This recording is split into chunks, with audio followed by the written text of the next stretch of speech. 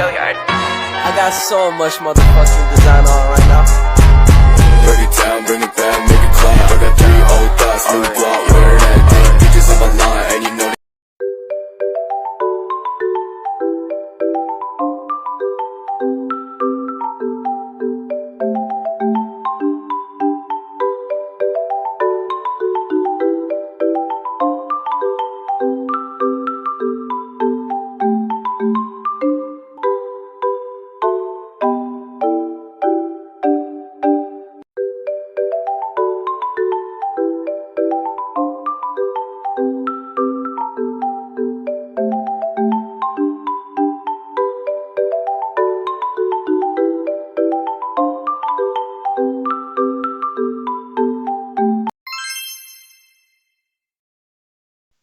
Biografi Imam Hamid bin Badis.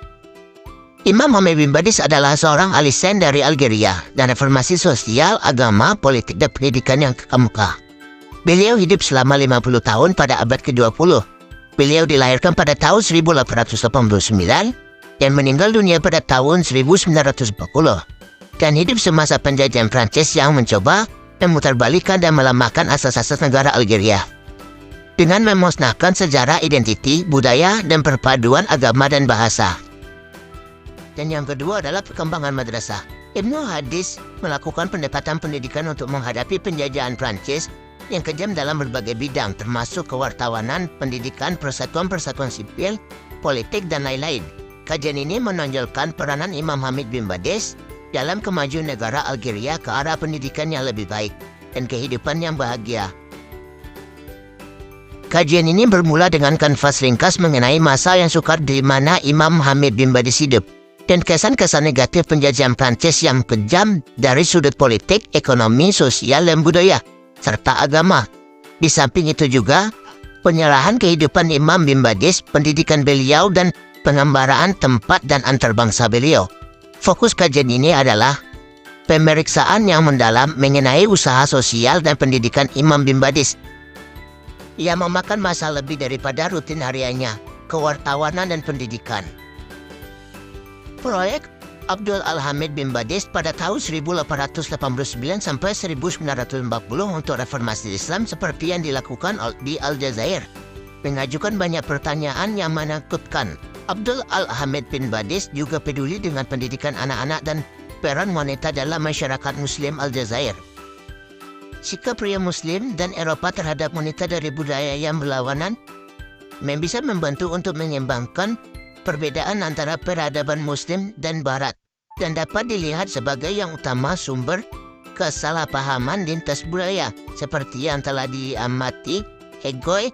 Memang topik tentang wanita mungkin menyebabkan lebih banyak kepahitan dalam hubungan Muslim Eropa daripada yang lain kecuali Islam itu sendiri. Itu tetap menjadi tulang perselisihan dan penghinaan timbal balik selama periode kolonial dan itu belum mereda sejak itu. Faktanya bahwa jilbab atau syal atau hijab, misalnya, diperdebatkan secara nasional di sekolah-sekolah Prancis maupun surat kabar besar. Dalam edisi perdana Al-Muntakid pada tahun Juli 1925, Abdul Al-Hamid Ibnu Badis menjadi orang Aljazair pertama pemimpin Muslim di antara dua perang dunia untuk mengungkapkan keyakinan tentang keberadaan orang Aljazair bangsa. Ibnu Badis berbicara, bahkan sebelum pembentukan Etoile Nord African, Aljazair pertama organisasi nasionalis. Ibnu Badis memusatkan upayanya pada rekonstruksi ummah Jazairah ini atau bangsa Aljazair. Akibatnya, posisi Ibnu Badis mirip dengan posisi yang diadopsi pada tahun 1926 oleh nasionalis radikal Masali Haj. Pergeseran kebijakan ini meredakan kecemasan para musuh para reformis Marbot yang pantang menyerah pendukungan analisis penuh dan titik dua. Di bawah seperti itu, kondisi tak tertahankan, para ulama terpaksa mengubah nada mereka juga. Ibnu Badis membaca yang terkait ini ayat pada bulan Ramadan 1937 dalam perayaan sekolah.